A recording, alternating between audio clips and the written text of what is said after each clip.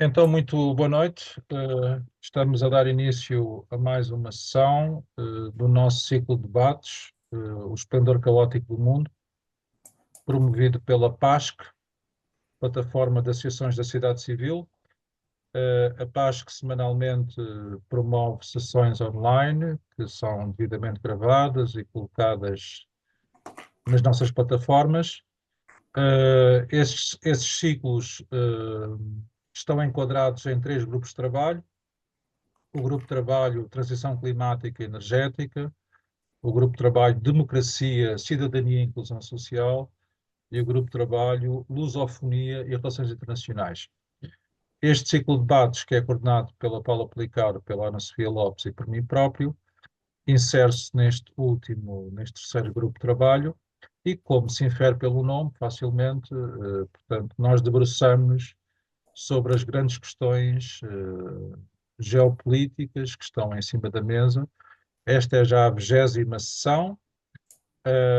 Este ciclo iniciou-se já há cerca de 2 anos e, naturalmente, que ao longo destes 2 anos, as sessões são mensais, já debatemos desde logo a questão da Ucrânia, penso que foi a nossa primeira sessão, já com a guerra em curso, já debatemos os Estados Unidos, enfim, o Irão, a Ásia, o Extremo Oriente, dando também, em muitas dessas sessões, particular atenção ao que se passa no espaço da lusofonia, no espaço da língua portuguesa, e daí também já termos promovido sessões sobre o Brasil, até no rescaldo da reeleição do Lula da Silva, sobre Cabo Delgado, sobre Goa, sobre Macau. Aliás, está pendente, está por agendar, por concretizar ainda este ano, uma sessão sobre Timor-Leste, a propósito dos 25 anos da realização do referendo, que permitiu a independência de facto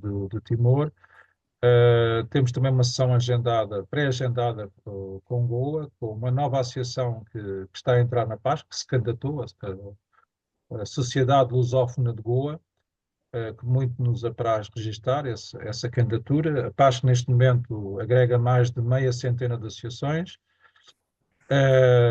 associações sediadas em Portugal, algumas delas não sediadas, sendo que, por limitação estatutária, as não sediadas em Portugal podem ingressar na PASC como entidades observadoras, o que será o caso desta associação sediada em Goa, a Sociedade Lusófona de Goa. Hoje vamos falar sobre o Médio Oriente e convidamos o Carlos Leone. Foi um convite, enfim, que surgiu muito naturalmente. Enfim, já conheço o Carlos Leone há alguns anos.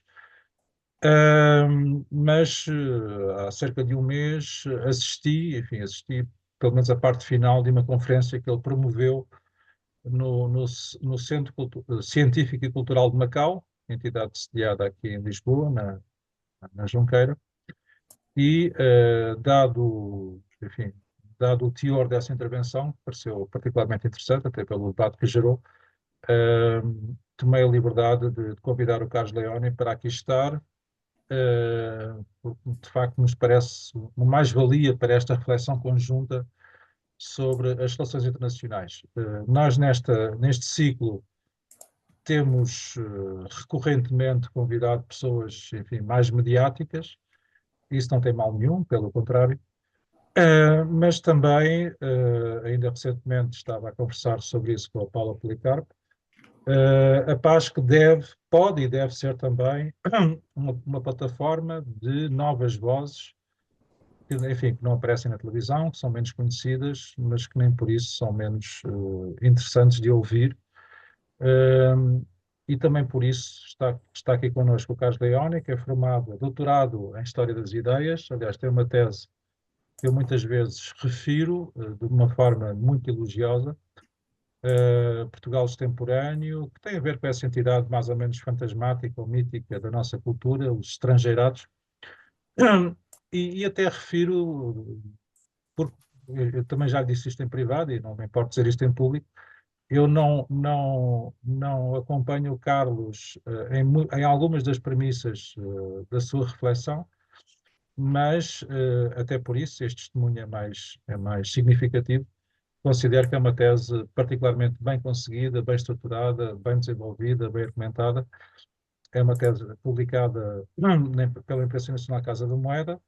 Entretanto, como acontece a muitas pessoas da nossa geração, enfim, nós somos da mesma geração e temos uma formação muito similar, o Carlos tem tido um percurso errático, já deu aulas, já traduziu, já escreveu mais livros, neste momento divide o seu tempo entre Portugal e a Itália, já trabalhou também em embaixadas, pelo menos numa embaixada da zona do Médio Oriente.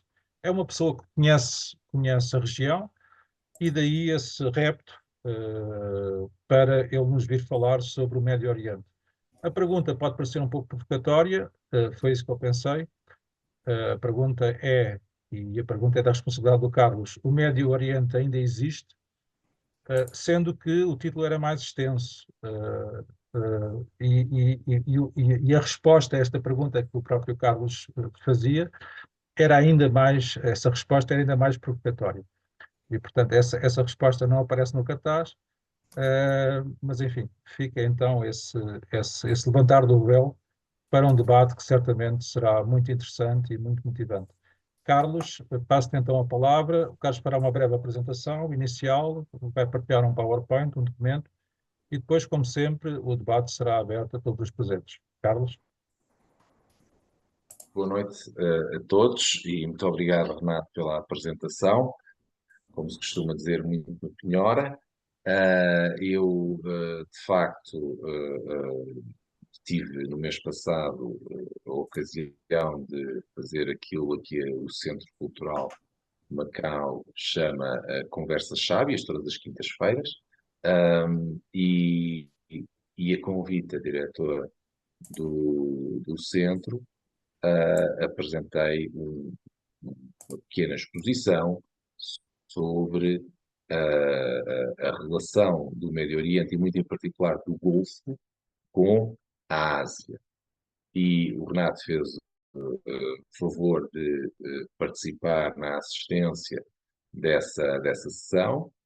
Depois disso, trocámos várias ideias sobre esta sessão em que estamos agora e o que eu me proponho fazer é apresentar um pequeno PowerPoint só para estruturar a minha exposição e depois disponibilizar tempo bastante, maior parte do tempo, para a discussão entre nós.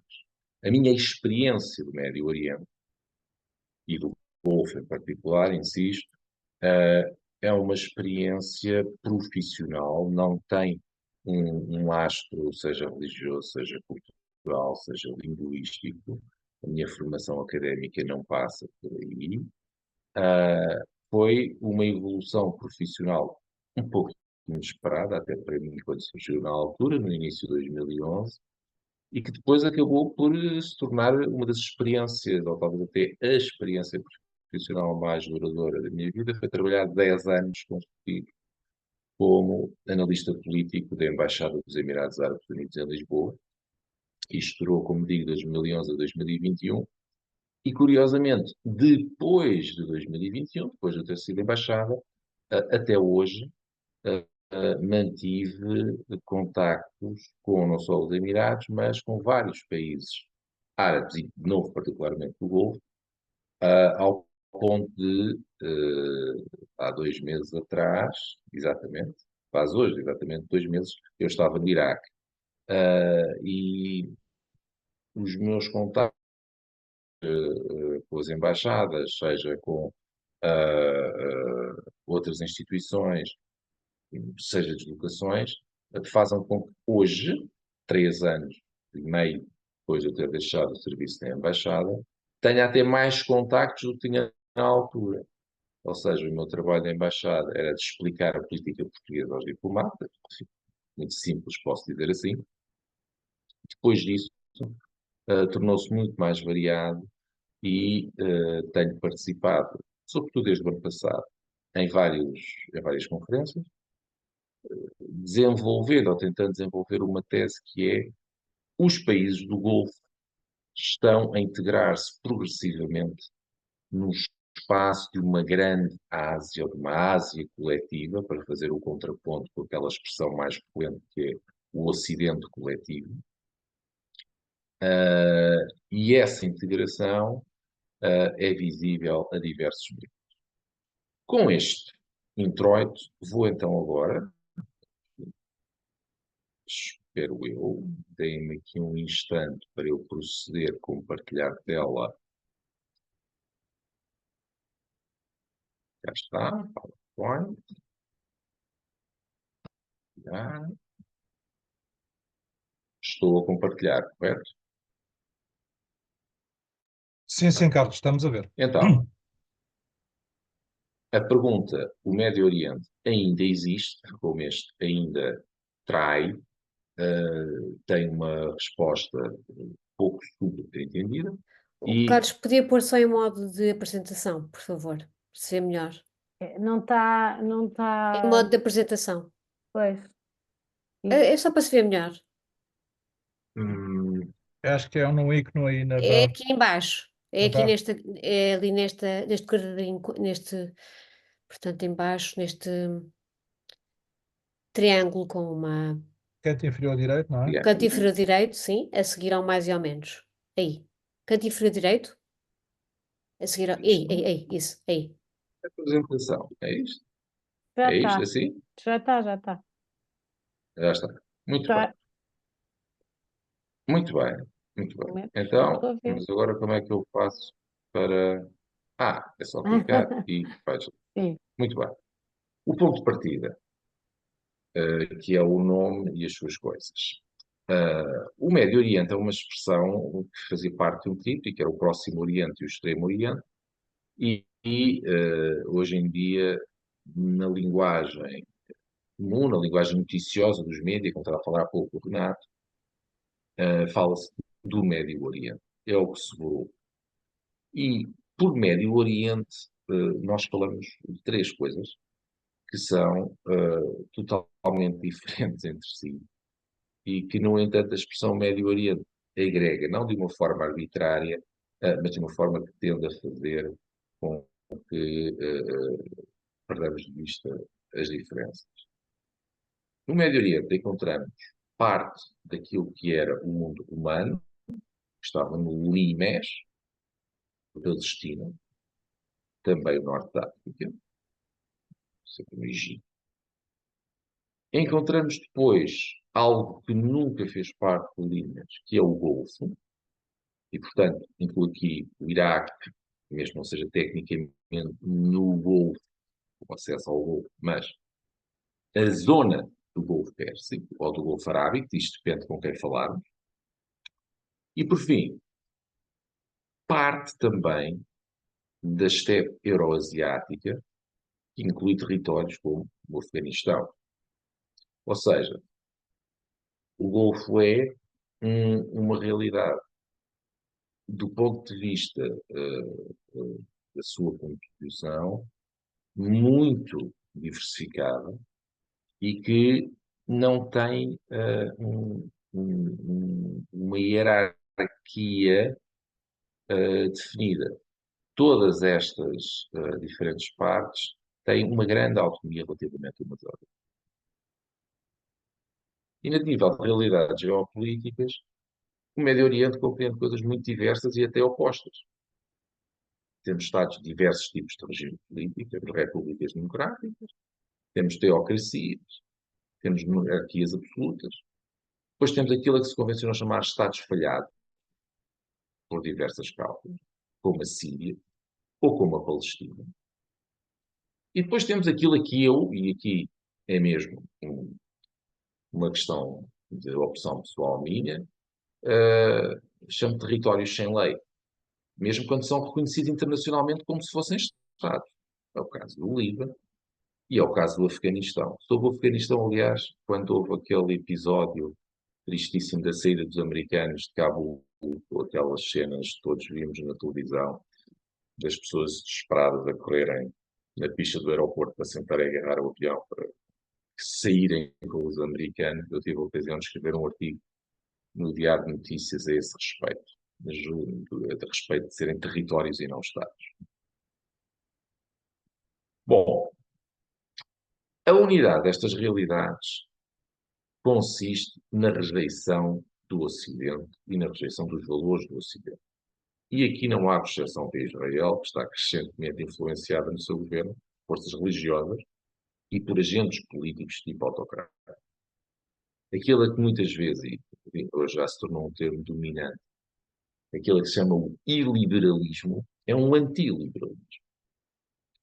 E esse antiliberalismo tem um alvo, e é um alvo lógico, inteiramente consistente, que é o Ocidente. Aquilo aqui, há pouco eu chamei o Ocidente coletivo, se chama Ocidente coletivo.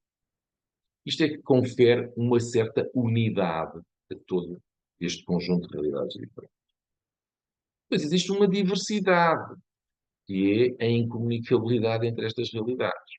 Muitas vezes aponta-se os motivos religiosos, geralmente entre os árabes e os judeus, se bem quando se fala dos árabes, tende-se a meter no mesmo saco o Irão, que não é árabe.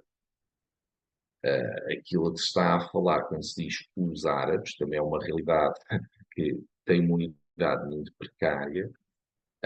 Aquilo que se está a falar é da oposição aqui num tipo religioso. Mas quando se faz essa oposição, depois inevitavelmente tem de se fazer também a divisão entre sunitas e xiitas. Então aqui entramos numa catadupa de incomunicabilidades. Portanto, não é só por motivos religiosos, mas também étnicos, históricos, económicos, que seria preciso, ou será preciso, ver caso a caso, e não só caso a caso, mas momento a momento, porque ao longo do tempo estas configurações alteram-se e alteram-se radicalmente. E este ponto é particularmente importante para o meu argumento. O afastamento é duplo. É nosso, enquanto Ocidente, face a eles, enquanto Médio Oriente, e entre eles, apesar do iliberalismo, ou do antiliberalismo. E para falar deste primeiro afastamento, e entrando então aqui naquela questão da resposta à pergunta que dá título a esta intervenção, a inexistência do Oriente Médio pode ser vista, ou pelo menos eu vi em setembro, não sei se ainda está em exposição, na Fundação Carlos Gulbenkian, no átrio em frente à Biblioteca de Arte. Estava em setembro uma pequena mostra documental sobre a Biblioteca Gulbenkian em Jerusalém. E era uma ilustração daquilo que era o Médio Oriente quando ainda existe para nós enquanto Ocidente. Nós falamos hoje, e eu digo nós, estou a falar, obviamente, no espaço público, nas notícias, em Jerusalém, como uma cidade dividida, marcada por um conflito religioso, mas é como alguma coisa estranha à qual nós não pertencemos. Ora, a realidade, que esta exposição mostrava muito bem, que a realidade é que a cidade está dividida em 4 setores, 4 áreas, uma judaica, outra árabe, mas também uma cristã e uma arménia, sendo que a Arménia também é cristã, portanto metade da cidade é cristã, só que para nós isso já não quer dizer nada, porque o nosso ponto de vista já não é cristão, é laico, é secular, o que se queira, e portanto esse tipo de identificação para nós já não conta, já não nos identifica. Sobra aquela conflitualidade para eles, para aquelas notícias que nós vemos e que não pertencem já ao nosso mundo, aqueles conflitos em torno de locais de oração. E por outro lado, também a estepe euroasiática fica muito remota, como, estava a falar disso há pouco, a saída dos americanos ilustrou, e tudo o que se confirma, e tal como o Golfo, incluindo também aqui o Irã, se encaminha para leste, se encaminha para a Ásia, para uma espécie de concretização do Indo-Pacífico, contrária às intenções dos americanos e do Ocidente coletivo, quando, enfim, desenvolveram a estratégia do Indo-Pacífico para conter a China. E aqui chegado, o segundo afastamento, que é aquilo que me tem ocupado mais ultimamente, por exemplo, nova geopolítica de blocos. Eu estive a falar disto esta manhã também, eu presumo, para uma conferência que está a ter lugar ontem, hoje e amanhã em Veneza. Ah, na- nas relações geopolíticas de hoje, se me atrevo a dizer, e já me atrevo, o que predomina são blocos. Nós temos, historicamente, o hábito de pensar as relações internacionais através das relações entre Estados, mas cada vez mais aquilo que está a definir o cenário internacional são relações entre blocos.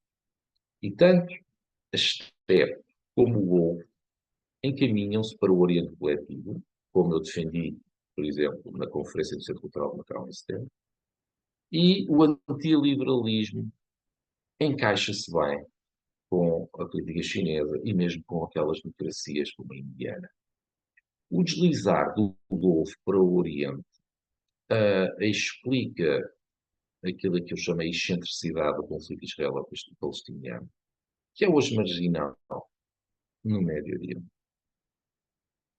E também explica o encanto que nos últimos 15, 20 anos, não mais do que isso, talvez até menos, adquiriu para nós, ocidentais, parte do Golfo, como é o caso de nomes que se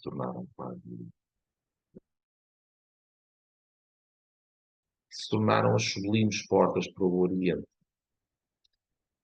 Esta excentricidade marca muito aquilo que é a imagem para nós do Médio Oriente, não só naquele sentido negativo e conflitual que estava a falar antes, e que é aquilo que se pensa que vai ser em primeiro lugar, mas também neste sentido mais lúdico e de indústria turística, que mais do que qualquer outro, Dubai é um exemplo. E chegando à conclusão, o Médio Oriente hoje é identificado no passado, estou a ver aqui umas grades, lamento, mas que mudaram muito a sua forma. O principal agente dessa mudança foi a força gravitacional chinesa, perdão, a força gravitacional chinesa, que destaca o Golfo do Médio Oriente para uma órbita asiática e, assim, cria ou prolonga uma região Indo-Pacífica anti-ocidental, limes, umas convulsões cada vez menos confluentes, uma margem do Ocidente tem uma relevância geoestratégica muito limitada e cada vez menos importante. Mas, ser assim, e obviamente estou aberto a que me contradigam, a ser assim, isto é uma tendência, não é uma inevitabilidade. Ou seja, há 30 anos atrás não era assim e, não havia nada que garantisse, ou até que indicasse que seria assim hoje. As coisas mudaram muito. Nada impede que continuem a mudar num sentido diferente do que a tendência atual, caso a tendência atual seja esta. E com esta conclusão em aberto, termino e vou interromper o compartilhamento, se estiver de acordo. Eu tenho uma coisa para tenho uma pergunta para fazer, ou aliás, tenho algumas dúvidas sobre aquilo que acabou de dizer, Carlos. Mas não é, Mas- não é. Mas sim, Paula, podes Posso? avançar. Eu também tenho uma série de Posso? perguntas, sabes?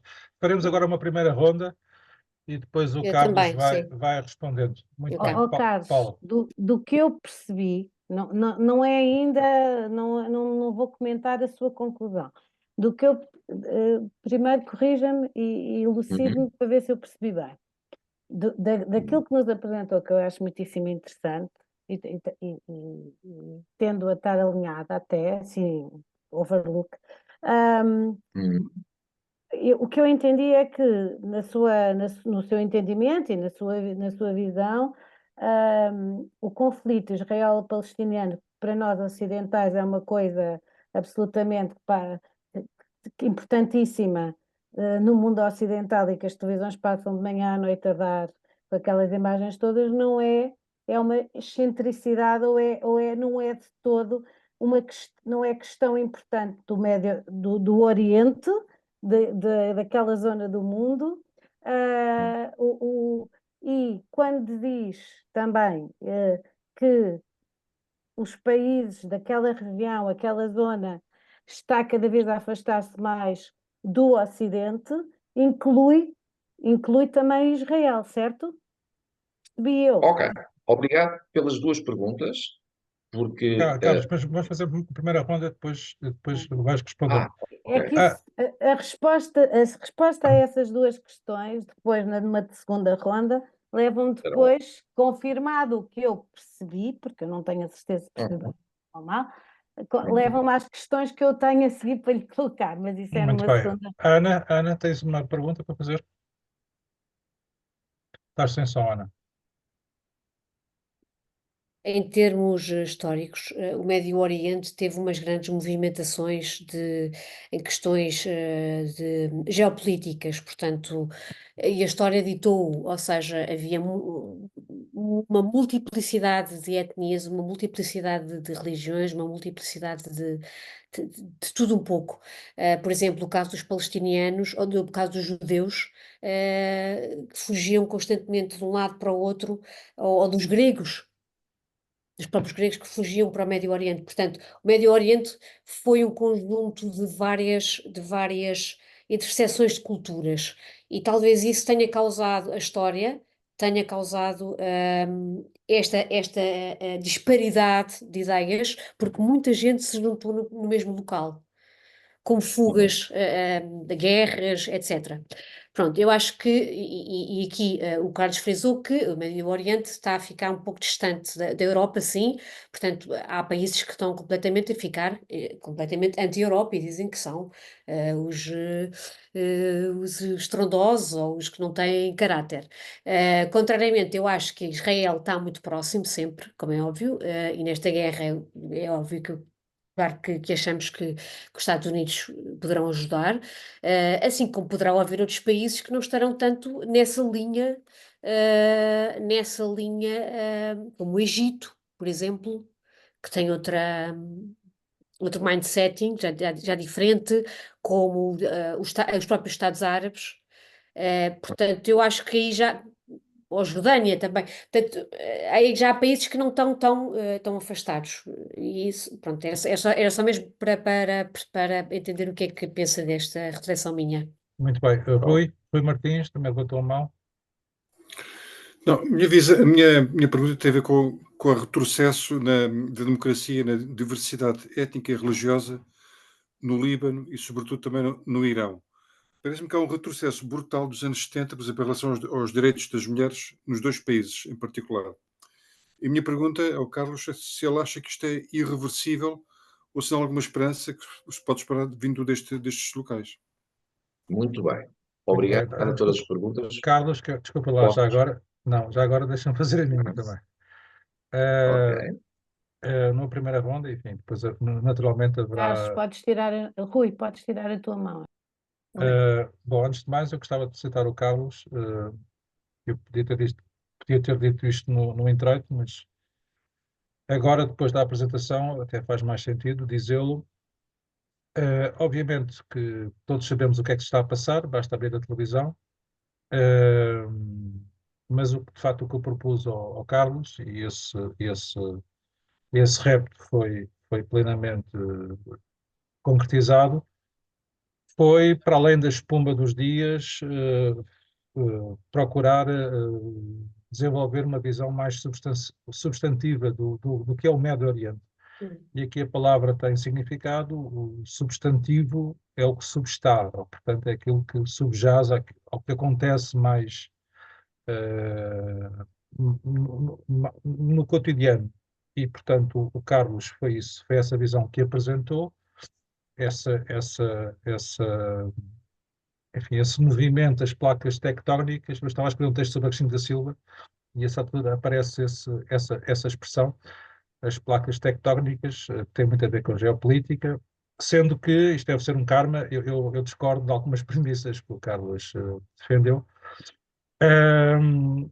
e enfim, isso será necessariamente matéria de debate. Antes de mais, eu tenho as maiores dúvidas que o Médio Oriente se esteja a afastar do Ocidente. No caso de Israel, não parece todo. Por mais que o regime israelita seja, podemos dizê-lo, um regime iliberal ou antiliberal, isso não faz com que Israel se esteja afastado do Ocidente, até porque, desde logo, no Ocidente há regimes assumidamente iliberais ou antiliberais. Aliás, ainda ontem estava a ouvir o debate entre os candidatos a vice-presidente dos Estados Unidos da América e o candidato a vice-presidente do Trump, o J.D. Vance, portanto, assume-se claramente como um pós-liberal, há regimes na Europa, sem apontar o dedo a ninguém, enfim, mas todos sabemos, a Hungria, a Polónia e outros, que são, de uma forma mais ou menos assumida, noutros casos mais tácita, são regimes que nós podemos classificar como não liberais, como iliberais ou como antiliberais. Portanto, essa questão, portanto, esse não parece ser um fator por si só suficiente para demarcar uma fronteira rígida. Aqui o Rui diz que a Polónia já não, sim, a recente eleição já não tanto, mas enfim. Já tem substitutos. A Polónia já tem substitutos. Exatamente, sim. A Eslovénia, a Áustria. a Roménia, a Áustria. Agora a Áustria. Ver-se-á. Exatamente. 25 anos depois, a Áustria outra vez. A Áustria. Exatamente. Enfim, mas isto. Mas já percebemos o teu ponto, Renato. Certo. Não concordo. Agora por favor, não, mas eu não concluí a minha questão.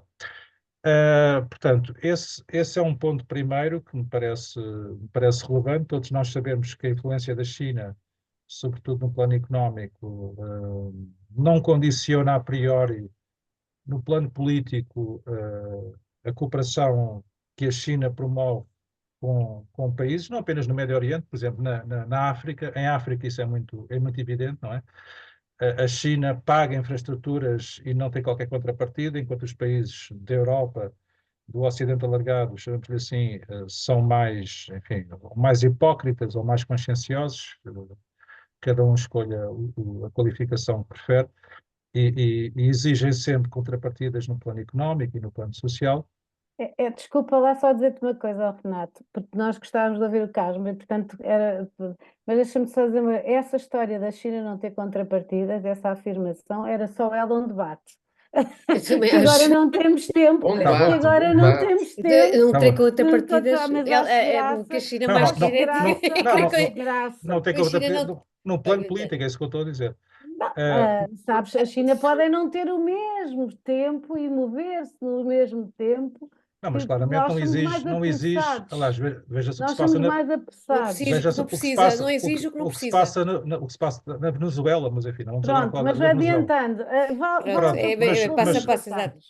Ouvimos o Carlos. Mas dito isto, também não, enfim, é verdade que a Europa, aqui falamos sobretudo da Europa, na Europa há um declínio da questão religiosa. Nós vivemos, de facto, na Europa em sociedades cada vez mais pós-religiosas, que no nosso caso significa pós-cristãs, mas isso não acontece nos Estados Unidos, não acontece muito menos na América Latina, em África, enfim, que também pode-se incluir neste Ocidente alargado, e portanto a questão da religião, se é verdade na Europa, não é tão verdade no Ocidente mais alargado, e portanto isso também não parece um fator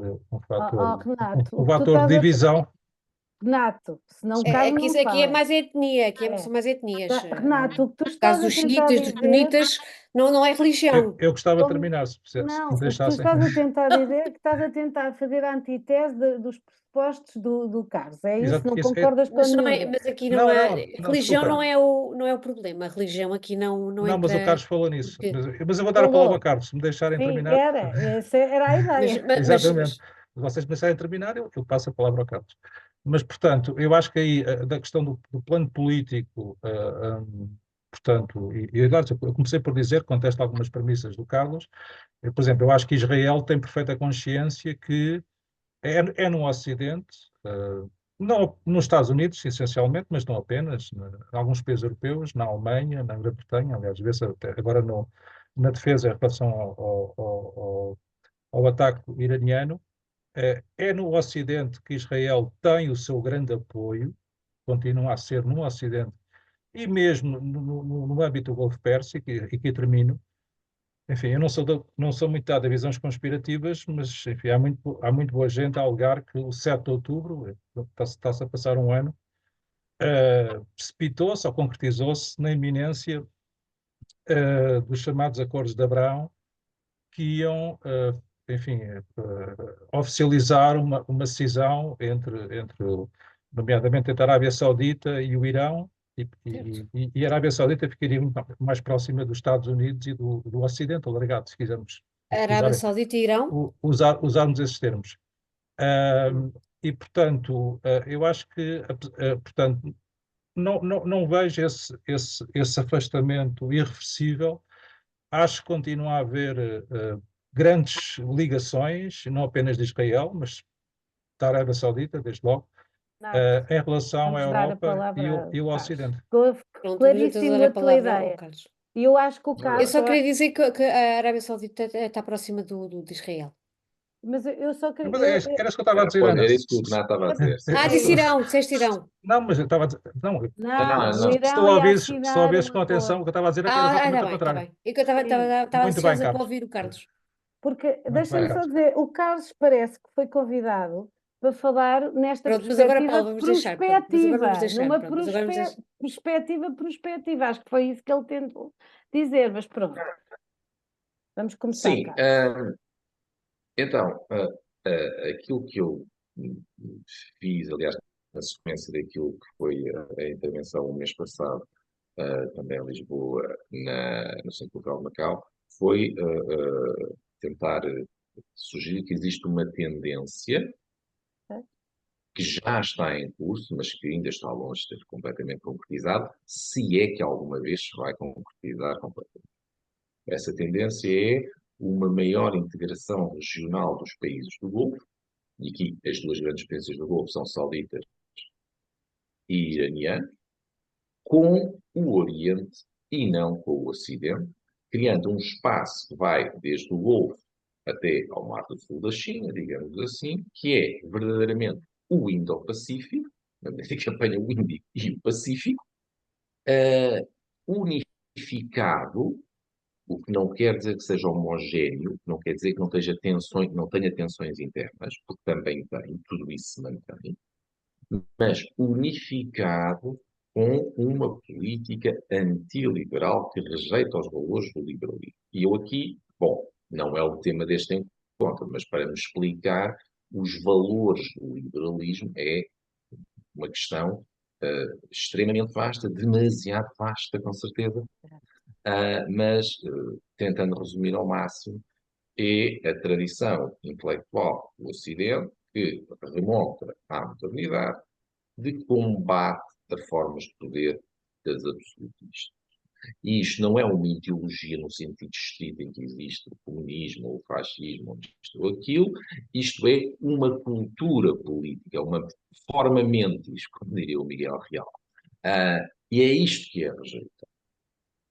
E é isto que dá origem à tal secularização, à tal distância face a coisas como os conflitos religiosos. E aqui quero começar pelas duas questões que a Paula Aplicado colocou e que, se eu responder imprecisamente, por favor, corrijam-me, que é para eu refocar nas questões.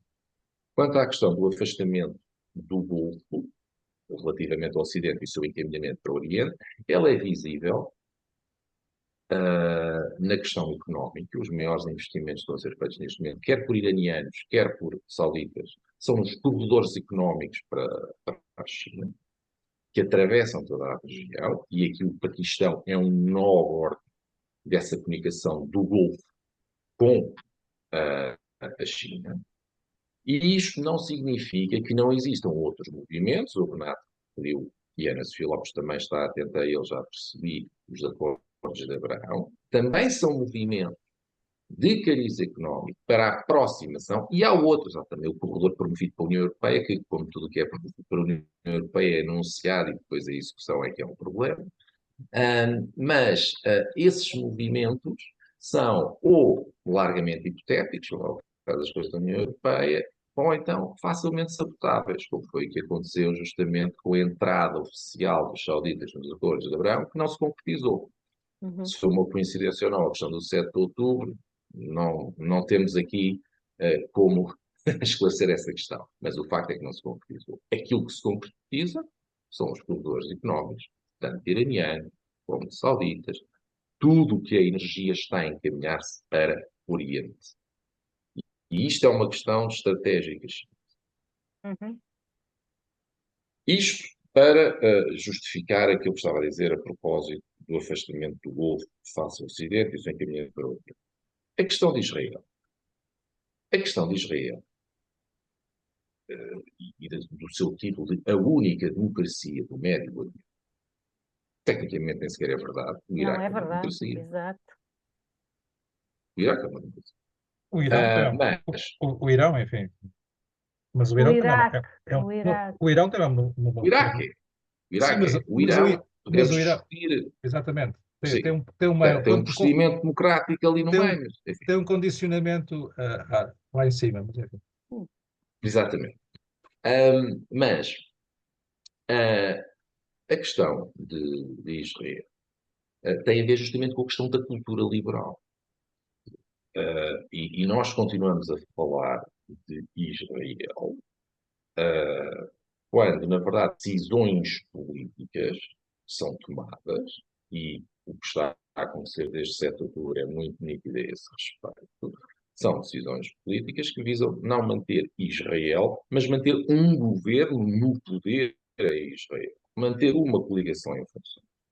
Isso é o que está a ser feito, objetivamente. Nada contra israelitas, dou muito bem com a Embaixada de Israel, com os sucessivos embaixadores, com as pessoas que trabalham na Embaixada, mas, independentemente de tudo isso, aquilo que está a ser feito não é recuperar reféns, nem é acabar com o Hamas, não é nada disso. O que está a ser feito é manter um governo em funções. E mantém-se um governo em funções, criando conflito. Acabou. Curiosamente, Acabou, não. Continua. Curiosamente, dependendo da sua resposta, era justamente essa a minha pergunta: se o conflito não era apenas manter um regime ou um governo em funções. Não é de todo um regime, exatamente. Não, é um governo, eu corrigi. Regime é o E Irão. o drama de Israel, se quiser dizer assim, Mas pois desculpa, não é Carlos, só de Israel, é da região. Desculpa, Carlos, mas enfim, nós sabemos isso, há sondagens, e apesar de tudo em Israel há espaço para haver sondagens e estudos de opinião. O que se tem passado em Gaza há cerca de um ano é altamente controverso. Mas, por exemplo, esta recente invasão do Líbano enfim, e o ataque ao Hezbollah é largamente consensual na sociedade israelita. Portanto, É justamente a questão do consenso que eu quero falar. Porque isso é uma questão que não aproxima, mas coincide com o que se passa em Inglaterra, relativamente ao Brexit, ou com o que se passa nos Estados Unidos, que vençam democratas ou vençam republicanos, enfim, na medida em que o Partido Republicano ainda exista, a oposição americana será sempre relativamente à China. Ou seja, ganhe quem ganhar. Não há mudança de fundo. Ganharam os trabalhistas agora em Inglaterra, tiraram os conservadores, o Brexit mantém-se. Não há alternativa.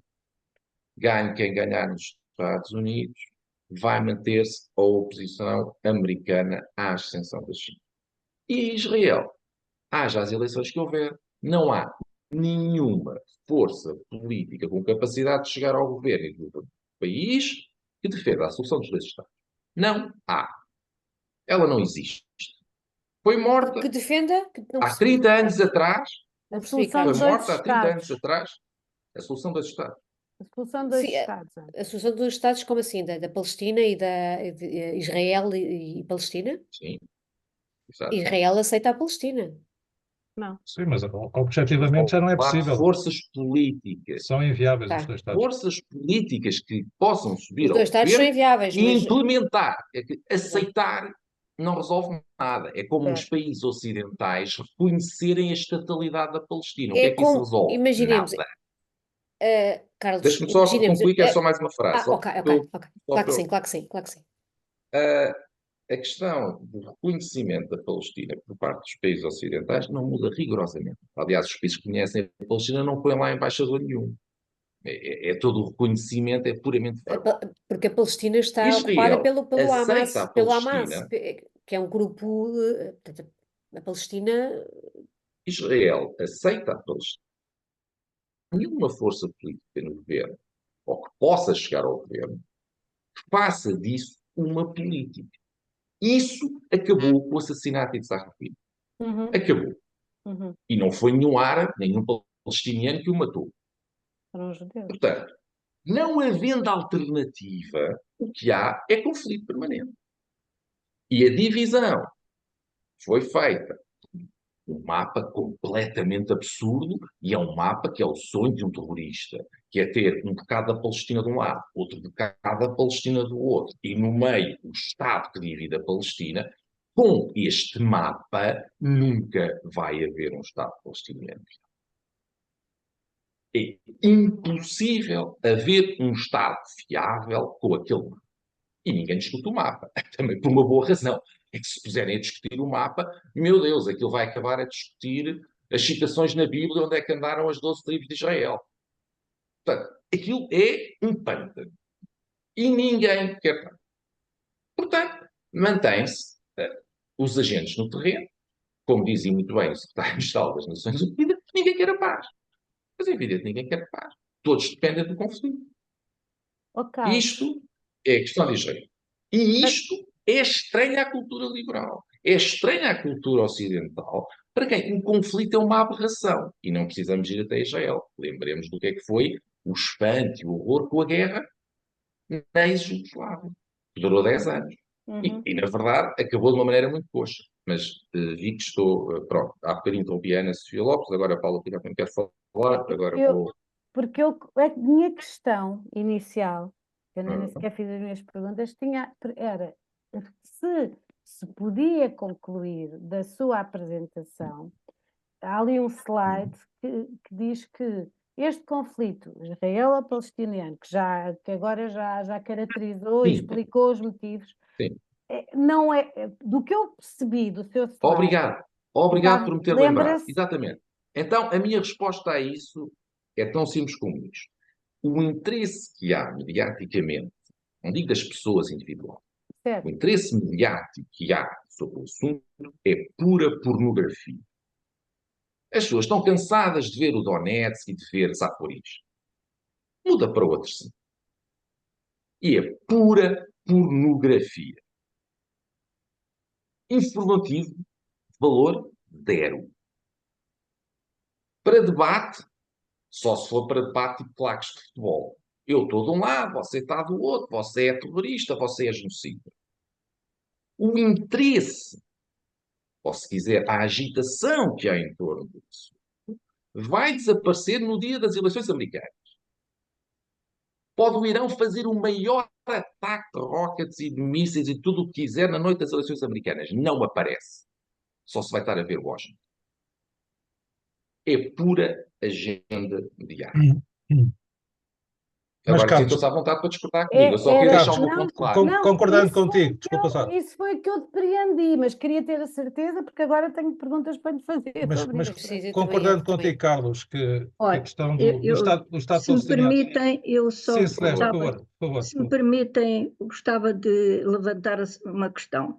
Eu já estive em Israel e notei uma diferença enorme entre os judeus propriamente ditos e os israelitas. Os judeus fazem um mundo à parte, são completamente separados da sociedade israelita moderna e liberal. Não sei se isto foi o meu sentimento, mas de facto...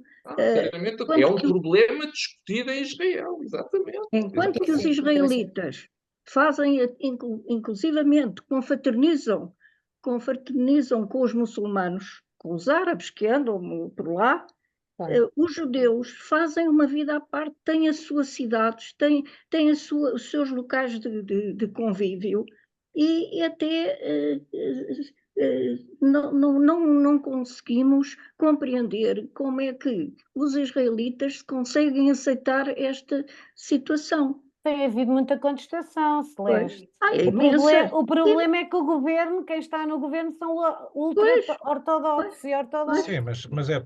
Mas Mas Eu acho que cuidado, o problema Mas de quando- Israel é mas um quando problema houve- religioso. Sim, mas Aliás, Celeste, mas quando é um houve certo, problema religioso. quando E houve certo mesmo até o próprio Médio Oriente é um problema religioso. Não se aceitam porque realmente não aceitam as suas convicções religiosas. Eu tive em Belém, a cidade de Belém, toda muralhada, é impressionante. Temos que, para entrar, temos que estar ali em filas para pedir autorização para entrar.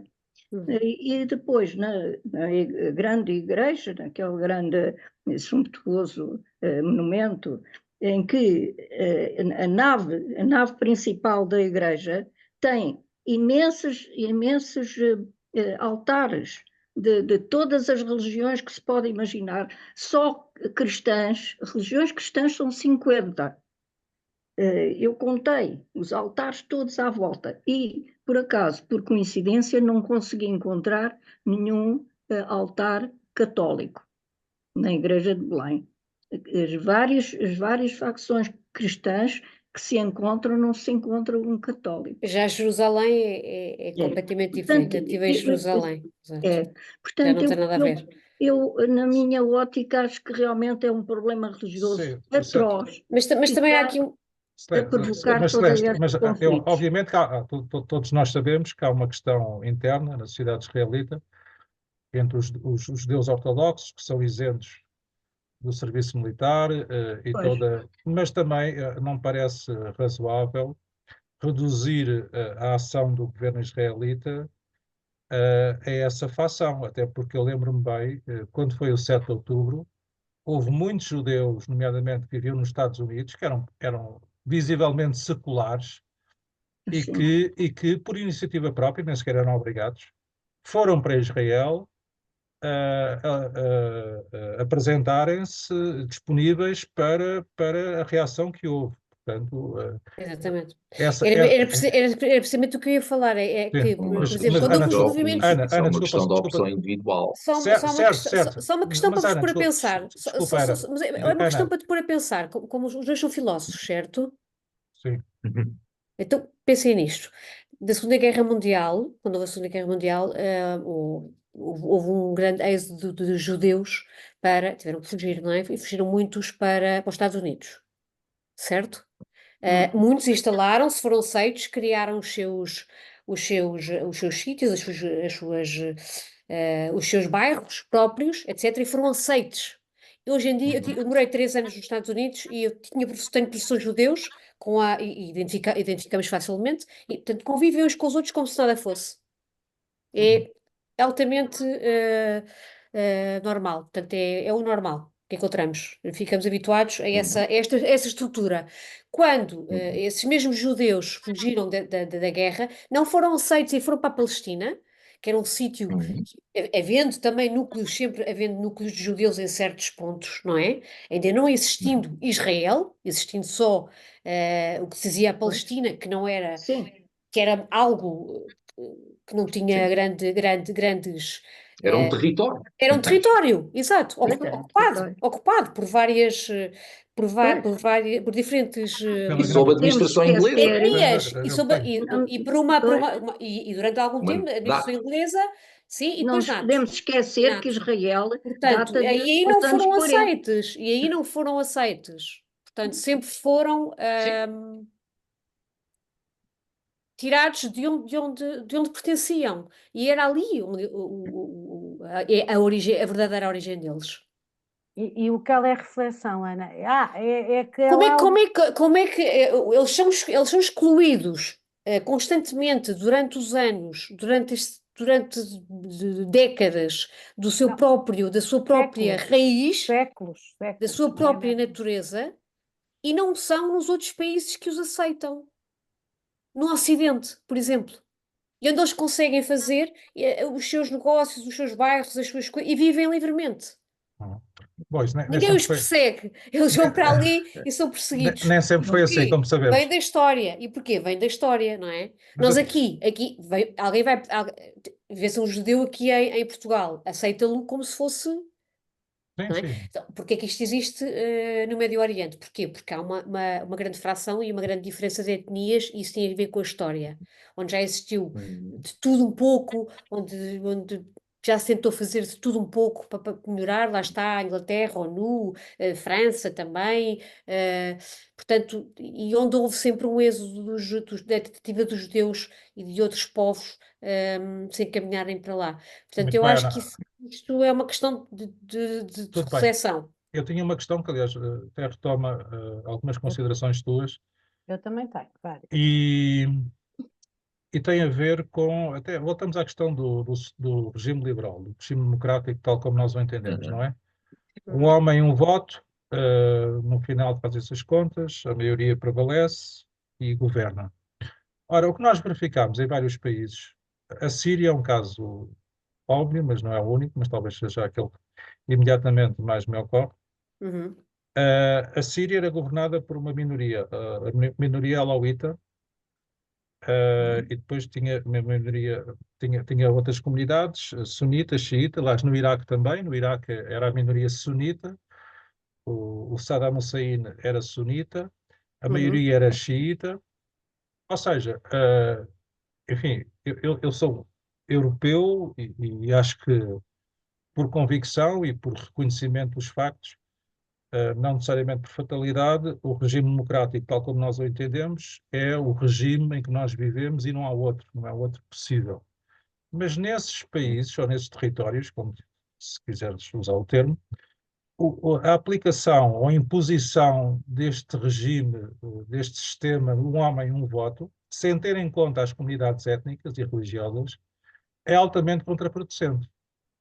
Ou seja, tem que haver, e como durante séculos ocorreu, tem que haver, o Líbano também é um exemplo óbvio, tem que haver, para além do sistema puramente democrático, tem que haver a montante e a jusante, tem que haver uma forma de compatibilizar as várias comunidades étnico-religiosas.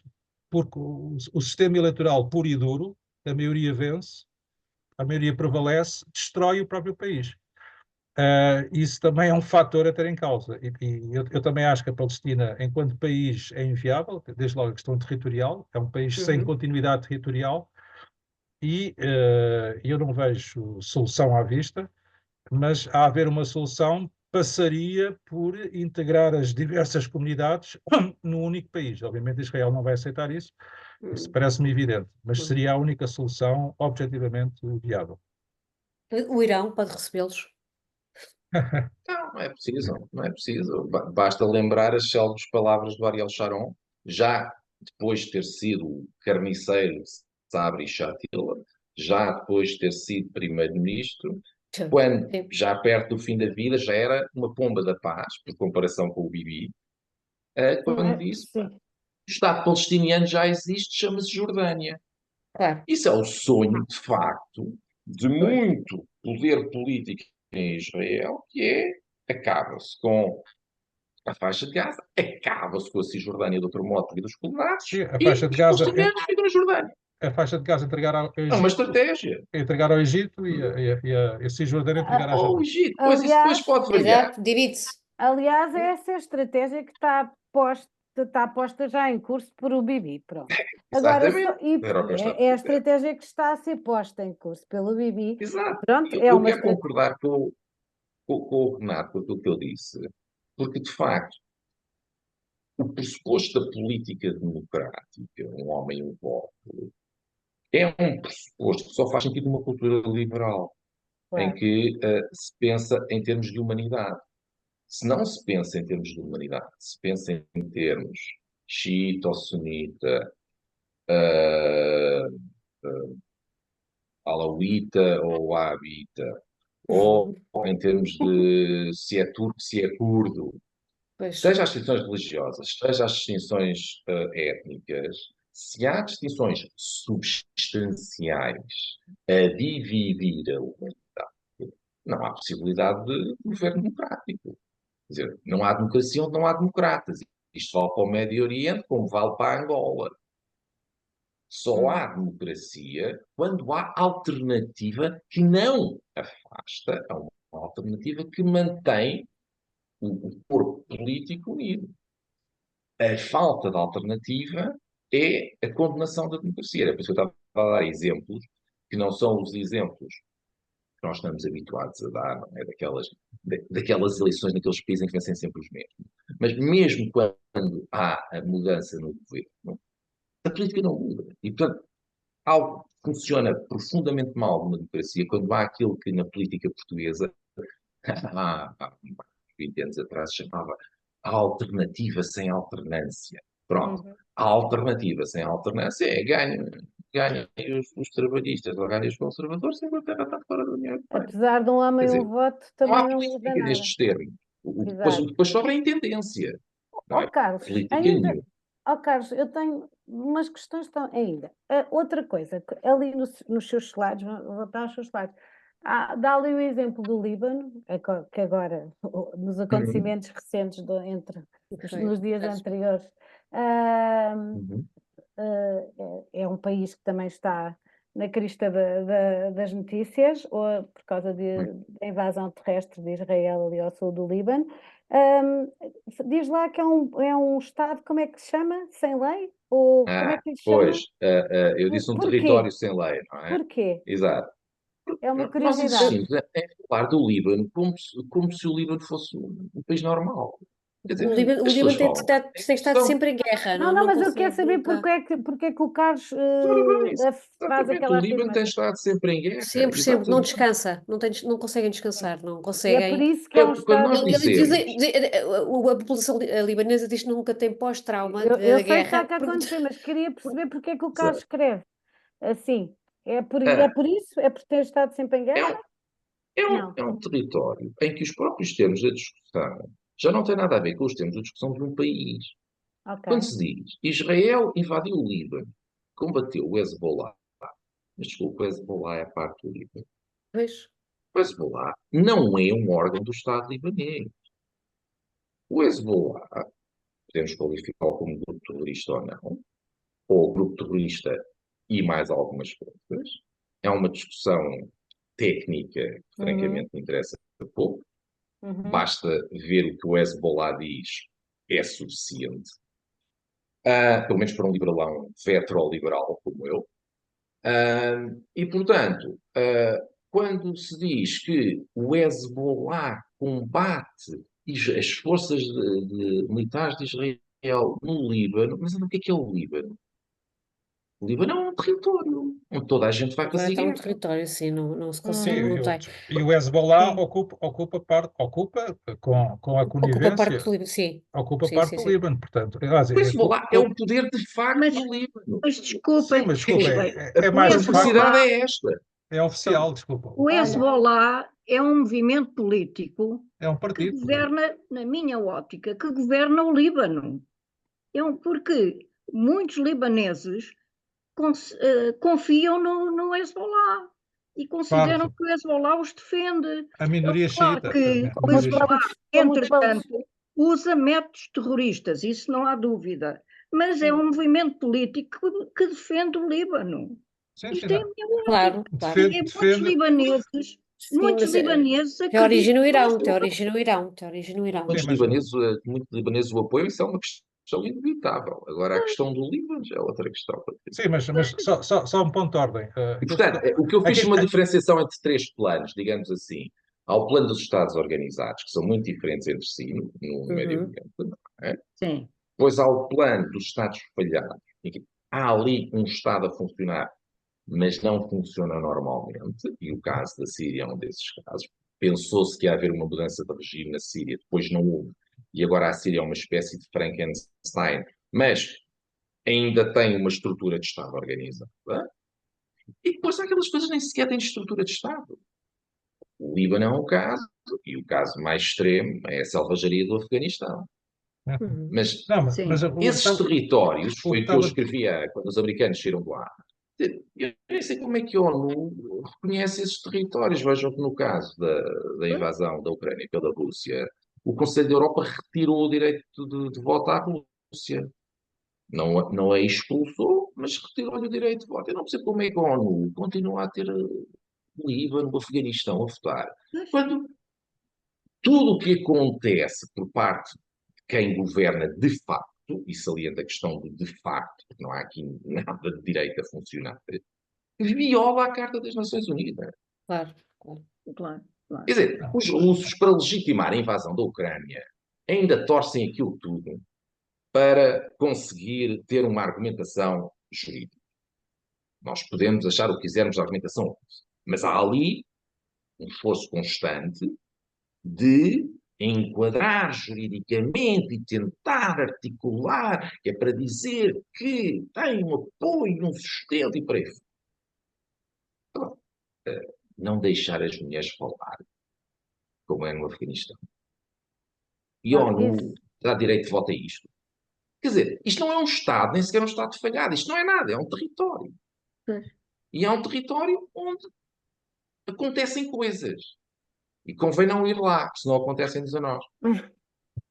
Mas a questão do Líbano, Aconteceu a Carlos, semana passada ao embaixador português no Paquistão, Sim, não sei É se verdade, é sabem. verdade. Sim, Sim, sim. sim, Viram? sim. Feita Exato. caso, Essa sim. maravilhosa notícia do embaixador português no Paquistão é que Pois explodiu é. uma Questão, mina sim. quando estava a passear. Sim, sim, O sim. Paquistão apoia os talibãs também estão no Paquistão. Agora é uma maçã. mas só um parênteses, Carlos, o que estavas a dizer Queria dizer uma coisa. parece-me perfeitamente, enfim, no caso do Líbano, aliás, dá-se o caso de Israel invadir de facto o território libanês e nem sequer declarar a guerra, porque de facto, e os Exato. próprios... Aliás, a declaração de guerra tornou-se uma coisa perfeitamente obsoleta. Exatamente, é uma Já coisa ninguém declara guerra a ninguém. século XIX, invade-se o Exato. território. Pois é. Se bem Exato. que Quer dizer, no, Não, mas eu acho que é porque é o se bem- Líbano. se bem que no- Acho que é que foi, se bem que no, se era, bem que era no caso do no Líbano. Líbano, como tu sabes, o Hezbollah, enfim, é uma entidade, é um movimento, um partido político que está no Parlamento e que representa a comunidade xiita, ocupa uma parte do território libanês e, como sabemos, há uma guerra civil no Líbano, obviamente há sempre uma tensão e, aliás, também sabemos isso, quando a comunidade xiita e o Hezbollah em particular é atacada por Israel, há outras comunidades libanesas que rejubilam com esse ataque. Portanto, é uma tensão, mas enfim, o ataque a Israel, não estou a defendê-lo, é ao Hezbollah, é essa parte do território e não é propriamente ao Líbano. Se bem que, obviamente, isso tinha consequências na própria gestão interna do Líbano, isso é evidente. E tem baixas civis que não têm nada a ver com estas questões. claro. Carlos, Sim. eu queria só aqui para tentarmos, que também já o tempo vai andando, e tenho umas questões que podiam servir assim para também, talvez para finalizar ou para resumo, pelo menos. Olhando para o que disse e para o seu entendimento do mundo naquela região, eu volto a dizer, tenho algum alinhamento com ele, não total, e não vou agora aqui, como o Renato, entrar em aprofundar, porque acho que estamos a debater, não estou só eu consigo, mas eu acho que nós aqui incorremos todos, e o Carlos tentou não incorrer, numa coisa que é, mas eu também tenho esse problema. Nós olhamos para o mundo do local onde estamos e com os olhos, como é óbvio, como nós, europeus, que somos ocidentais, fazemos parte do Ocidente alargado, pronto, com os nossos valores, com a democracia, etc. Esta região é uma região, como a Ana disse, que teve grande influência europeia, houve uma altura que teve influência europeia, nomeadamente foi ocupada pelos romanos, aquela zona que diz, aquela que explicou, etc, etc, e portanto, mas hoje em dia, e eu acho que também tem um bocadinho, talvez tenha a ver com isso, esta tendência que o Carlos aqui nos traz, tem a ver com, neste momento, de facto, a influência da Europa e do Ocidente alargado, mesmo dos Estados Unidos na região, é cada vez menor. A presença já se foi há muito, historicamente existe, mas e é cada vez menor. E agora, indo à realidade de hoje, e nomeadamente ao conflito Israelo-palestiniano, agora alargado, Israel-Hezbollah, Israel-Líbano e Israel-Irão, se quiser, a todos, e daqui a um bocado também aos Houthis e etc. É também um conflito que demonstra que há uma perda de influência do Ocidente, até junto de Israel. O afastamento de Israel, da sua tese, eu estou a tentar ir encontrar a sua tese, ou seja, porque eu olho para ela e vejo pontos de convergência, porque assim, de facto, os Estados Unidos não queriam o que está a acontecer e tentaram, e têm tentado, mas a prova de que a nossa influência europeia, não se foi só, certamente a França não está contente com o ataque ao Líbano, ou Hezbollah, ou aos territórios do sul do Líbano, não poderá estar, por várias razões também históricas, etc. Portanto, o que eu acho é que há de facto, é o mundo a mudar. E nós continuamos aqui deste lado do Ocidente, com os nossos valores ocidentais, a olhar para aquele lado do mundo com os nossos olhos e olhando para o mapa como se nós fôssemos o centro e o resto. E basta. Sim, mas Paula e Carlos, desculpem. Mas Os eu ainda Estados, não acabei. os Eu Estados tenho uma Unidos não pergunta. têm influência efetiva sobre Israel. Estão a perdê-la. Eu reconheço isso. Neste momento, Israel tem uma tal autonomia que até às vezes, de uma forma ostensiva, faz gala de não se deixar condicionar pela influência Ocidental. ocidental aqui é dos Estados Unidos e o Sim, resto, mas o qual resto é? conta pouco. Mas o Pronto. ponto é o seguinte, e a China tem? A China não tem nenhuma, por amor de Deus. A China em Israel não tem nenhuma influência. Os Estados Unidos não têm, a China muito menos. Este é que é o ponto. Sabes que a influência económica é muitas vezes a China, até dos debates que já temos feito relativamente à forma como a China define a sua estratégia e intervém no resto do mundo, a China pensa a muito longo prazo. Não pensa nós ocidentais e os nossos países, temos ciclos, lá está, políticos, económicos, temos uma visão estratégica. Portugal nem visão estratégica tem, mas alguns países da Europa têm uma visão estratégica a médio prazo. A China tem um longuíssimo prazo. E a mim não me parece que se possa dizer que, se tu estás a falar do imediato, aparentemente a China não tem. Mas provavelmente tem, porque a China a China tem relações comerciais, e as relações comerciais e os investimentos a médio e longo prazo são uma porta de entrada e uma forma de intervir na economia, a seguir na sociedade e depois na política. Não é preciso a política, as pessoas que estão na política podem ser Ok, até Paula, vamos dar a palavra ao Carlos. Eu acho que Israel e é a uma criação. China, sim, já está no Médio Oriente. Eu acho que Israel é uma criação ocidental e no dia em que cortar os laços com o Ocidente, Israel acaba. Essa é a minha perspectiva, mas tudo bem. Mas Carlos, Eu agora só gostava de pôr só uma questão muito rápida. força. No dia em que quando a comunidade internacional conseguir convencer a paz entre Israel e a Palestina, e criar dois Estados, Israel e Palestina, onde é que fica a Palestina? Essa É a questão do mapa, é a pergunta Gostava de ouvir a sua opinião. do milhão de Isso dólares. Do milhão de Eu, dólares. por acaso, é muito se me interessante. encomendarem o livro branco a mim, eu faço já o mapa quando quiser. E, portanto, posso dar uma resposta muito Carlos, específica quanto O a que é isso. que vai acontecer a Depois de dar a Gaza? resposta, explico porque é que ninguém a vai querer. Carlos, depois destas Mas, nossas intervenções, se quiser fazer assim uma intervenção Conclusão, pois. muito bem. para acabarmos. Muito bem. Então, para tentar estruturar um bocadinho, ou reestruturar aquilo que eu disse, eu quando falo num afastamento, falo de uma tendência de afastamento, ou seja, movimentos a longo prazo.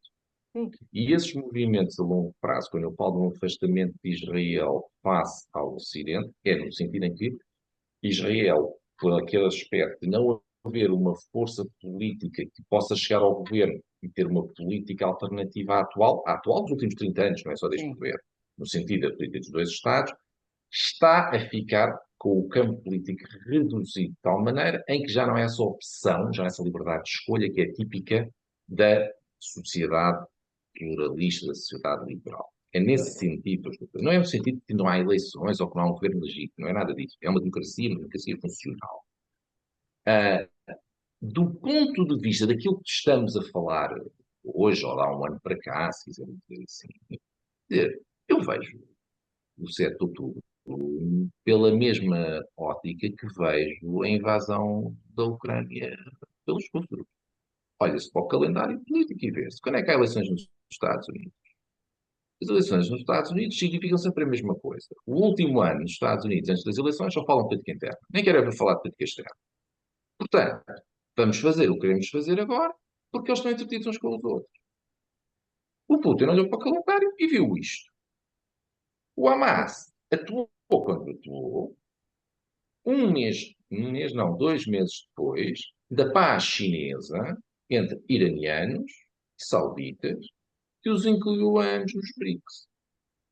Portanto, há um alinhamento de poderes antiliberais que ocorre justamente na altura em que a força dominante no campo ocidental, se quiser chamarmos ainda liberal, porque isso ainda é outra discussão, é se o Ocidente ainda é liberal, pode não ser por um conjunto inteiramente diferente de motivos de intolerância própria, já não intolerância religiosa, mas intolerância laica, isso ainda é outra discussão, não vou entrar por aí agora. Mas há um alinhamento de poderes antiliberais que deixam a região do Médio Oriente unificada sob a órbita antiliberal. Nós podemos pôr o seu foco, a sua predominância na China, mas que, a nível do Médio Oriente, está concretizada esta união, que os acordos de Abrão não conseguiram fazer, que eram muito mais limitados, até Marrocos estava lá no meio, que é os grandes poderes do Golfo estão unidos sob uma paz chinesa. Essa paz tem muitas características, mas enfim, é de facto uma maioria face ao que havia. Agora, se esta interpretação geral de subordinar todos os acontecimentos geopolíticos ao ano eleitoral americano é sustentável ou não, isto depois tínhamos de ver caso a caso. Seja como for, não justifica nada. Não justifica nem a chacina do 7 de outubro, não justifica os reféns, não justifica andar a bombardear campos de refugiados, não justifica coisíssima nenhuma. Okay? É simplesmente um fio condutor, um modo de interpretar a ação. Não estou a fazer aqui, portanto, um juízo moral, estou só a tentar enquadrar os acontecimentos. E, numa tentativa de enquadrar os acontecimentos, que Estado possível é que poderia ser a Palestina, ou a autoridade palestina? Para a Palestina ser viável, tem que ter acesso ao mar. Senão fica um Estado encravado e sem água.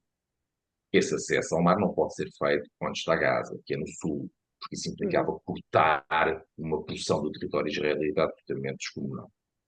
Esse acesso ao mar, a partir da Cisjordânia, tem de ser feito pelo norte. Tem de ser feito através da fronteira com a Síria e através da fronteira com o Líbano. Que são Estados que são problemáticos para Israel, ao contrário dos Estados a sul. Israel tem uma paz com o Egito, o assunto já está tratado. O interesse estratégico Não, de Israel é ter um entretanto, Estado. assinou vários, estava para assinar só com a Arábia Saudita, mas assinou com vários países à volta. Israel Sim, está bem. assinou com vários países, com todos os Mas não países com à o volta. Líbano nem com a Síria. Líbano e Síria não, claro. Mas Pronto. Irão Então, também o não, com os outros interesse todos de ter sim, um estava Estado prestes a palestiniano. assinar com a Arábia Sim. Saudita. Do ponto de vista israelita, do ponto de vista Sim. da segurança, da integridade do Estado, da defesa dos cidadãos israelitas, o interesse é ter um Estado palestiniano que sirva de tampão para aqueles Estados com os quais Israel tem problemas de fronteira permanentes. Não começaram a 7 de outubro, nem começaram a semana passada. Portanto, Aliás, era o ter Egito o acesso. o Egito afastou-os de uma forma curiosa, não é? É Com ter uma o guerra e acesso depois criar ali da uma zona. Palestina, Pronto, mas, acesso da Palestina ao mar feito pelo norte. Ou sim, seja, a Palestina estender-se e servir de cortina entre Israel, a Síria e o Líbano. Pequeno problema se alguém sim. propusesse este mapa. Imediatamente Meu Deus, o mar da Galileia, a história bíblica, não pode ser, temos que ter lá o nosso kibbutz. Não, acabou. Isto nunca vai acontecer. Isto é uma Carlos, mas coisa que não posso... acha, só para Olha, terminar, não acham que pode ser, é assim, eu hoje estava a ouvir, de repente ouvi o Isidro Moraes Pereira ali a falar e que isto pode ser esta guerra, eu acho que Israel até pode aproveitar porque está-se a perfilar portanto, que é um herdeiro do chá, como é que se chama? Chapa Chá Alesi. da Pérsia, Reza Pahlavi, sim, o Chá da Pérsia. Paza Há um Pahlavi, herdeiro que Paza Pahlavi, é um herdeiro que está no fazer um Canadá. regime change no Irão. Há o herdeiro, É, exatamente. herdeiro do chá, pois. Isso parece uma. Exatamente. Acredito Está perfeitamente um que haja herdeiro essa do chá, tentação e certamente que é o vai herdeiro, que haver. vai ser o próximo se ele falecer, e É. portanto que está exilado no Canadá e que está a manter agora Isso era o Canadá. sonho de Israel. Canadá. E, portanto, isto está a manter ali uns grandes apoios Era o sonho. para regressarem mudar e poder Isso mudar o regime. parece uma grande miragem. Mas há uma. Portanto, Vamos ver. é uma notícia que foi dada, que eu ouvi hoje. Sim, E- isto e- tem-se Vai falado. ver, o Tem-se falado. regime, Pronto. Mas o desculpa lá, regime Carlos. iraniano, Carlos, só antes, sim, antes de responderes, tu falaste numa questão, enfim, eu por acaso acho essa tua proposta, enfim, não é execuível pelas razões que tu já diziste. E não é execuível porque nos tempos de hoje é um tabu, não só no Médio Oriente, mas em África, é a questão das fronteiras. Estas fronteiras foram desenhadas pelas potências ocidentais e, portanto, na Exatamente. maior parte dos casos, A última pela ONU. A última vez não, pela a ONU. última, as três últimas já foram por Israel. Sim, Sempre ganham uma Últimas guerra. por Israel. Sempre ganham uma guerra Porque nas sim, fronteiras. Israel eu estou a falar nunca das, cumpriu as fronteiras da ONU. eu estou a aí falar, eu estou a está. falar das Ninguém cumpre. as Ninguém fronteiras cumpre. no Verdade, limite Só verdade, cumprem foram aquilo a as, que são obrigados. foram Claro. as potências ocidentais, nomeadamente, em particular neste caso a Grã-Bretanha. Sim, Sim, a sim. Grã-Bretanha iniciou, claro. Em Muito Em África sim. há muitos casos similares. É um tabu nos dias de hoje, a redefinição de fronteiras, e eu compreendo, enfim, porque obviamente a redefinição de fronteiras pode ser uma porta aberta a guerras, mas a manutenção das fronteiras tais como existem também é uma garantia da perpetuação de guerras. E no Médio Oriente Exatamente. Exatamente, porque aqui a porta já está aberta. É uma questão de a E manter muitas ou não. vezes, como dizem também, para existir paz, tem que existir guerra primeiro. Oh, E eles já estão há anos nisto, portanto tem que acontecer ali alguma coisa há 2000 anos, mais pelo grave, menos. mais grave. Há 2000 vamos anos, Eu acho que ver. tem que existir alguma mudança, porque não se resolve. Já os Não romanos, se resolve, não se resolve. expulsaram há muito tempo. Não, mas já estamos o a falar imperador Adriano, já com o Estado de já na Israel, altura já quando, de Adriano, quando começou a existir quando o Estado de tinha. Israel. Já Portanto, está a acontecer pela segunda vez, eu, em parte, o meu PowerPoint também é responsável por isso que eu falei logo do Limes, que é uma coisa que é muito típica da discussão de política em Portugal, mas que nestes casos em que há, seja aqui, seja nos Balcãs, onde há religião à mistura, a discussão de política transforma-se imediatamente em discussão de história. É uma espécie de retropolítica sempre mais para Certo. o passado, para justificar o que se faz com uma mas coisa que aconteceu antes e assim sucessivamente. Agora, relativamente à questão do Irão, para falarmos para o futuro, a questão do Irão é a debilidade da resposta do Irão e aquilo que o Irão fez ontem é uma resposta de 300 mísseis que o sistema americano, o sistema israelita apanha todos. matou um palestiniano. Teve 300 para matar um e foi por acidente. Quer dizer, isto já nem é patético, enfim. Isto é uma resposta débil, propositada, porque o Irão não quer, e aliás, geograficamente, não há contacto fronteiriço entre os dois, Não, portanto, claro, uma guerra não. entre Israel e o Irão não era uma guerra a dois, era uma guerra regional. Portanto, certo. e o Irão não quer Claro. isso, porque tem problemas internos e o Exatamente. regime sofre contestação Não, e não interna. aguenta, ele sabe, o Irão Razão sabe que não porque na aguenta. Rússia por isso que na Rússia também o Putin não faz uma mobilização geral. É preciso uma mobilização geral de um gravíssimo problema interno. Ou não usar arma nuclear. No general, o exército para bem vai deitar uma bomba atómica no ucraniano. Isso nunca vai acontecer. E, portanto, a questão do Irão, se promover uma mudança de regime no Irão, convinha perceber que já o Shah Reza Pahlavi foi para o poder com uma mudança de regime promovida, nesse caso, pelo Ocidente. Exato. E depois caiu porque tiraram o apoio ocidental e fizeram Uhum. bem, porque já na altura em que ele cai, já é completamente impopular e Sim, desfia sim. um regime terrorista de um modo absolutamente deslocado, mandar o Concorde buscar carne a Paris, porque os vírus que ele Hum, gostava, que é um regime surreal, uma coisa tipo do Tintin. sim. E o fim do regime é um fim causado pela retirada do apoio ocidental, é verdade, mas sobretudo por um movimento interno, pelo Certo. qual eu não tenho simpatia nenhuma, porque é um movimento religioso, eu sou completamente ateu e, portanto, tudo aquilo me é estranho. Mas aquilo tem uma realidade social. Essa realidade social, apesar da pressão do regime teocrático, tem vindo a evoluir e tem mudado muito. É já inegável. Mas promover uma alteração a partir de fora, quer Era uma dizer, foi só guerra. há 20 anos que fizeram o regime change no Era uma Iraque. guerra. Mas Aquilo correu mesmo bem, não foi? esta conversa do sucessor do Reza Pahlavi, que eu já tinha lido isso há já vários meses, uma teoria qualquer sobre essa ideia de que havia muitos apoios e que a ideia era uma mudança de regime, que é então, bem, aí seria, a acrescentar ao que já se passa, seria o caos absoluto na região e, portanto, também Olha, eu acho que não, uma mudança de regime no Irão, não, não, não, não. Não, eu não acho porque Israel já é tem o sonho dos israelitas e o sonho muitos do amigos à Ocidente, volta, mas já tem não muitos é, amigos à mas volta, não sim. é Ali mais tem que fácil. haver, o Irão está a destabilizar imenso. Muito Ó bem. Carlos, O Afonso podemos. Moura, peço desculpa, o Afonso Moura levantou a mão. Afonso, por favor. Boa noite a todos. Boa noite. Primeiro de tudo, gostaria Boa de noite. agradecer ao Carlos a fantástica exposição que ele fez e a vós todos que já participaram também na discussão e tem sido extremamente interessante. Eu queria perguntar uma coisa ao Carlos, que é algo que nós já falámos noutras circunstâncias. Eu tenho um grande problema com os conceitos e o conceito do Indo-Pacífico parece-me um conceito muito esticado, como tu sabes, Carlos. Ou seja, Uhum. para mim falar do Indo-Pacífico é como falar do Indo-Atlântico ou do Atlântico-Pacífico, ou seja, não acho que exista uma unidade do Indo-Pacífico e acho que em grande medida isso faz parte, como sabes, da lógica norte-americana e a lógica talassocrática de como Washington espalha poder. Eu gostava de te ouvir sobre esta questão, quer dizer, a divisão outrora foi o Estreito de Malaca, não é? Que está relacionada com a nossa história, como nós sabemos, e gostava de te ouvir um pouco sobre isso. Obrigado. Muito bem, Carlos, força. Obrigado eu pela pergunta também.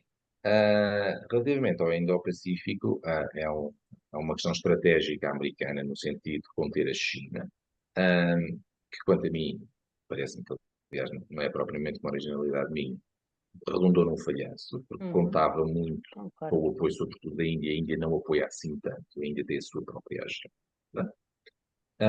Quando eu falo do Indo-Pacífico a propósito desta Ásia coletiva ou deste Oriente coletivo, é porque, objetivamente, do Golfo até Pyongyang, de Teherão a Pyongyang, se quisermos dizer assim, o que nós temos são dois oceanos, o Índico e o Pacífico. É evidente que o que conta não é os oceanos. O que conta aqui são as nações que estão em terra. E, portanto, não estou aqui a fazer nenhum exercício de há aqui uma Ásia coletiva e ela é que é a verdadeira talassocracia, o verdadeiro poder marítimo global em ascensão. Apesar de, objetivamente, a Marinha da Chinesa estar num período de grande desenvolvimento, quer a Marinha Comercial, quer a da Marinha Coletiva. Isto, aliás, reproduz um pouco a minha resistência a algo que é mais ou menos consensual em Portugal, que é a valorização Não muito mar ouvimos, do nosso Carlos. mar. Pode Nós queremos repetir. ter tomado uma grande plataforma. Ah, Eu estava a dizer que a minha posição relativamente ao mar, uhum. neste caso, produz um bocadinho a minha resistência relativamente à nossa posição portuguesa relativamente ao mar. Queremos ter muito mar e a maior zona marítima Ok. exclusiva e por aí A fora. plataforma continental. E o alargamento da plataforma Sim, continental, exatamente. sim, Mas depois não queremos pagar para ter os meios para a patrulhar. exato. Claro. O Certo, mar só existe se for, digamos assim, habitado. certo. Não é? Se não era como as nossas colónias, também estavam lá, mas nós não as colonizávamos. E depois veio o mapa cor-de-rosa. Portanto, a realidade do mar não basta apontar para lá e dizer, é nosso, está ali. Ok? Portanto, a realidade deste Indo-Pacífico anti-americano, este Indo-Pacífico vai, digamos assim, arranjar uma forma de tirão a Pyongyang, não é a realidade do Índico nem do Pacífico, especificamente enquanto corpos marítimos, mas a realidade dos poderes que estão alinhados e que são poderes muito diferentes entre si, mas que colaboram, apesar das tensões, e são enormes as tensões entre a Índia e a China, por exemplo, apesar dessas tensões, colaboram e estão crescentemente integrados. E um dos pontos em que estão integrados, e essa integração vai prosseguir, isso está perfeitamente definido na próxima década, pelo menos, é justamente a questão da energia e das cadeias logísticas. Os corredores económicos que eu estava a falar há pouco. Exatamente. E que integram inimigos históricos, como é o Paquistão e a Índia, porque estão entre o Golfo e a China. E, portanto, há uma grande integração regional. Aqui há falta de melhor nome, eu vou dizer Ásia coletiva, ou Oriente coletivo, e a sombra disso, digamos assim, o reflexo disso, é o Indo-Pacífico involuntário, não é o Indo-Pacífico que os americanos quiseram para conter a China, mas é um Indo-Pacífico que resulta desse grande espaço Do pragmatismo multilateral. do pragmatismo da geografia, neste caso da geografia, e do Neste pragmatismo. caso, da geografia, exato. Exatamente, era aquilo que eu estava a dizer. Nós olhamos o mundo daqui, da Europa para o resto, mas é que Sim. temos que tentar posicionar-nos E e eu olhar devo o mundo de dizer, outra forma. eu estou muito confortável, talvez pela minha formação de base de filosofia, que me predispõe muito a isso, eu estou muito confortável a olhar o mundo daqui, dos olhos do Ocidente. Aliás, Eu quando também. aconteceu o ano passado, não, o mês passado, em Lisboa, numa conferência, em que eu apresentei um paper, e em que o comentário que recebi foi que era um paper muito marcado por conceitos ocidentais. E eu ouvi e agradeci. Mas estava Claro. a pensar, mas que outros conceitos é que eu devia utilizar? Quais são os conceitos não ocidentais? Não. Fico à espera de conhecer. Pois. Sinceramente, fico à espera de conhecer. Muito bem, Carlos, estamos a aproximar-nos do fim. É. Bem, em todo o caso, eu devo dizer, e ainda podemos, enfim, estender por mais um prolongamento breve. Eu vou ter que sair dentro de um. Eu vou assistir ao debate da Ucrânia, anuncio. Muito bem. Não, o próximo debate é sobre os Estados Unidos, dia 15, é confirmado. É. Mas, Deste mês? não, de novembro. Novembro. É, sim, Estados Eu Unidos, sim. pensava que era o da Ucrânia, peço desculpa. Não, Não, a isso, Ucrânia. Nós já fizemos já temos 4 debates pai da vários Já debates. fizemos muitos, sim. Mas Mas faremos um em dezembro, Mas talvez. a questão, Carlos, e naturalmente no debate dos Estados Unidos falar-se sobre a Ucrânia. Sim, Já sim. fizemos com todos os Dependendo generais de que quem for o aparecem na vencedor. televisão.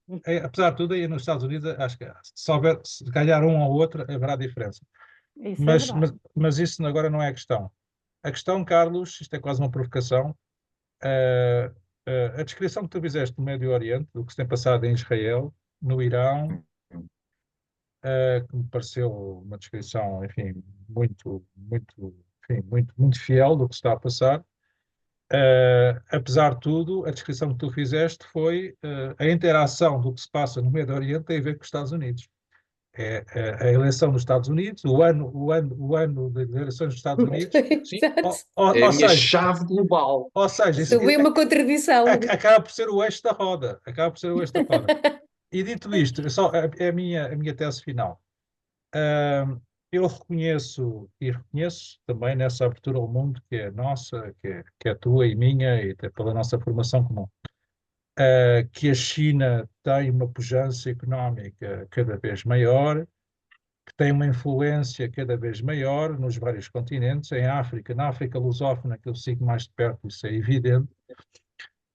Mas há aqui um ponto enfim, que eu já defendi publicamente várias vezes. Os Estados Unidos, no passado, enfim, sobretudo no pós-Segunda Guerra Mundial, ganham uma hegemonia que tem a ver com a pujança económica, tem a ver com a força militar, isso também se está a ver agora no Irão. Aliás, o Irão não respondeu também por causa dos porta-aviões americanos, mas tem também a ver, isso não é despiciando, com a cultura. Ou seja, Hollywood é tão poderoso, E a língua. E da língua. A música, o cinema, a literatura, enfim, a filosofia nem tanto, é tão ou mais poderosa que os porta-aviões e com os dólares. A China tem pujança económica e tem uma cultura, naturalmente. Só que a cultura chinesa não é exportável tanto Pois não. quanto é a cultura Exatamente. anglo-saxónica. Isso faz toda a diferença, a meu ver. Exatamente. Concordo. Inteiramente de Eu acordo. concordo muito. E De acordo, de só para acordo, frisar o meu de ponto, acordo. Pois. o meu foco no ano eleitoral americano é para explicar os acontecimentos no sentido do evenimencial, não é? Não, mas desculpa, só um parênteses. A diurré mais imediata. Só um parênteses, Carlos. Mas o que tu disseste é que o eixo da roda continua a ser o Ocidente e os Estados Unidos. O Não, eixo os desta roda do acontecimentos, evenimencial, ok? exato, Sim, sim. Do curto exato, prazo. O exato. Desculpa. movimento de Do longo prazo, que está a acontecer. que é do da que está- integração do Médio Oriente ou do Golfo, especificamente, Prospectivamente, na é o que Ásia, exato. isso Isso escapa muito a ciclos eleitorais. Faz exato. parte de É uma para além de. unidade ideológica. Eu, de facto, ouço há muitos anos, pelo menos há mais de 20 anos, eu lembro de traduzir livros para a Celta, portanto, ainda no final do século XX, e já ler sobre isso. Ouço falar do fim do século americano, e a conversa sobre o fim do século americano dura há quase tanto tempo como o dito século americano. Como a morte E, do portanto, nós estamos Hemingway. permanentemente a anunciar o colapso dos Estados Unidos, a civilização ocidental. Quer dizer, a civilização ocidental sempre viveu em crise. É mesmo a principal característica da civilização. Crise é um conceito, e é um Não, conceito grego. tem a ver com a consciência. Tem a ver com a consciência. É consciência feliz. Exato, É consciência exato, feliz. Exatamente. E exato. por isso, a crise é a nossa atmosfera. E, Sim. portanto, quando eu hoje digo que há uma crise porque o Irão disparou 300 mísseis, francamente não há crise nenhuma. O Iron Dome apanhou-os todos. E se eles tivessem desligado o Iron Dome, os americanos, desde um daqueles, lembra-se de porta-aviões Nimitz, liga as medidas medidas eletrónicas contra os mísseis, eles caem todos. Um porta-aviões, basta um da classe Nimitz, basta para destruir Portugal inteiro. E provavelmente o Irão, quando os disparou, avisou os Estados Consciência Unidos. da monstruosidade das forças que estão em ação, que Pronto, já não têm que não destruam Portugal, porque nós precisamos de ter orçamento de estamos Estado. lá. um país da E dimensão dia de. 10 vai ser decidido no orçamento de Estado. Exato, mas Portanto, nem nisso nós aquilo que conseguimos. nós estamos a falar, Portanto, aquilo que nós isto estamos das a democracias falar, tem muito que aliás, se até falar. vou mais longe, até vou mais longe. Se houver, parecemos por um instante do Médio Oriente, se houvesse um evento nuclear, digamos assim, fosse intencional como arma tática, fosse com uma explosão tipo Chernobyl numa das centrais, tipo Zaporizhia, Uhum. mesmo isso não seria uma crise no sistema. Pois, Nem isso. também acho que Uma não. crise no sistema de relações internacionais teria de ser alguma coisa muito mais grave. E o problema das relações internacionais é que estão de tal modo bloqueadas em que já não há verdadeiramente crise. Uhum. Está-se num atrito permanente e depois há símbolos disto, não é?